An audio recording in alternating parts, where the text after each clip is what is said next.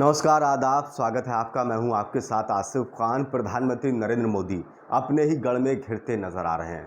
प्रधानमंत्री के करीबी ही अब प्रधानमंत्री की नीतियों को लेकर आलोचना कर रहे हैं, उनका विरोध कर रहे हैं कि देखिए किस दिशा में देश को लेकर जा रहे हैं। यानी कि अब बीजेपी के अंदर ही केंद्र सरकार का प्रधानमंत्री नरेंद्र मोदी के कामकाज का अब विरोध होने लगा।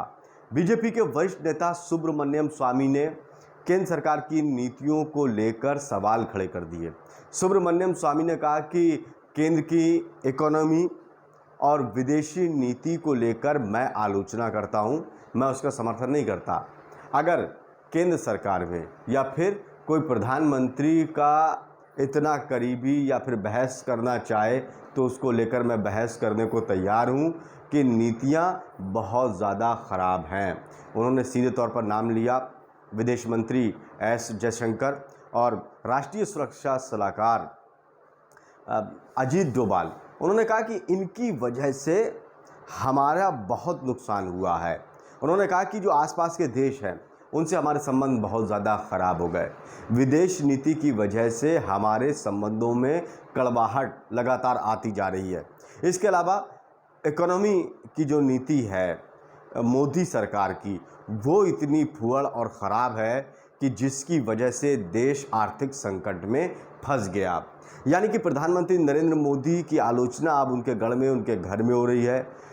अगर विपक्षी पार्टियां सवाल खड़े करें तो समझ में आता है कि विपक्षी पार्टियां राजनीति कर रही हैं, राजनीतिक रोटियां सेक रही हैं। विपक्ष का काम होता है सवाल खड़े करना, लेकिन यहाँ तो उनके घर में ही प्रधानमंत्री की आलोचना हो रही है।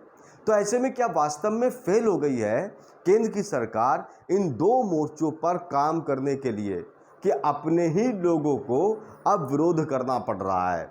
बीजेपी के लोग ही सवाल खड़े कर रहे हैं।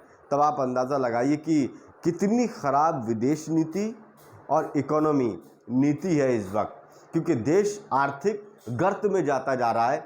लोग परेशान हैं, बेरोज़गारी बहुत ज़्यादा बढ़ गई, विकास के काम उस गति से नहीं हो रहे हैं। तो ऐसे में सुब्रमण्यम स्वामी ने कहा है कि मोदी को इन जगह पर काम करना चाहिए।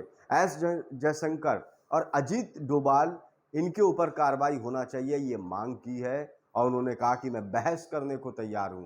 अगर मोदी चाहें तो किसी को भी खड़ा कर सकते हैं मेरे सामने, मैं बहस करने को, चर्चा करने को तैयार हूं।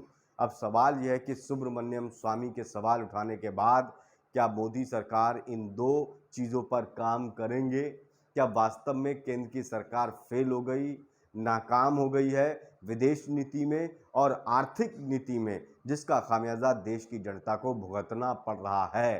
क्या वक्त रहते प्रधानमंत्री को इस पर काम करना बहुत ज़्यादा ज़रूरी है, क्योंकि आसपास के देशों से भी हमारे संबंध लगातार ख़राब होते जा रहे हैं इस दिशा में। नमस्कार।